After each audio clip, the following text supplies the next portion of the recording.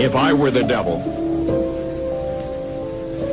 if I were the prince of darkness, I'd want to engulf the whole world in darkness, and I'd have a third of its real estate and 4/5 of its population, but I wouldn't be happy until I had seized the ripest apple on the tree, thee. So I'd set about, however necessary, to take over the United States. I'd subvert the churches first. I'd begin with a campaign of whispers. With the wisdom of a serpent, I would whisper to you as I whispered to Eve, do as you please. To the young, I would whisper that the Bible is a myth. I would convince them that man created God instead of the other way around. I would confide that what's bad is good and what's good is square. And the old I would teach to pray after me, Our Father, which art in Washington.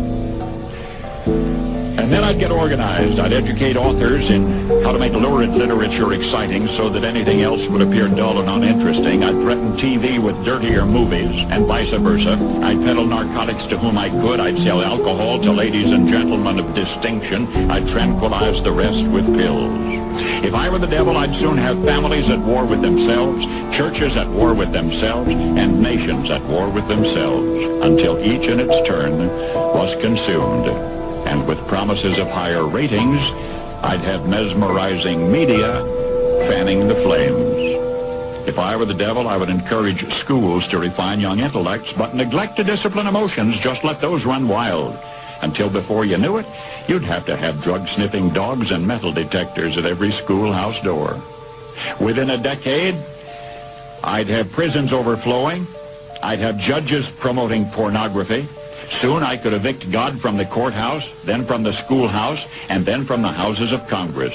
And in his own churches, I would substitute psychology for religion and deify science. I would lure priests and pastors into misusing boys and girls and church money. If I were the devil, I'd make the symbol of Easter an egg and the symbol of Christmas a bottle. If I were the devil, I'd take from those who have and give to those who wanted until I had killed the incentive of the ambitious. And what'll you bet? I couldn't get whole states to promote gambling as the way to get rich. I would caution against extremes in hard work, in patriotism, in moral conduct. I would convince the young that marriage is old-fashioned, that swinging is more fun, that what you see on TV is the way to be.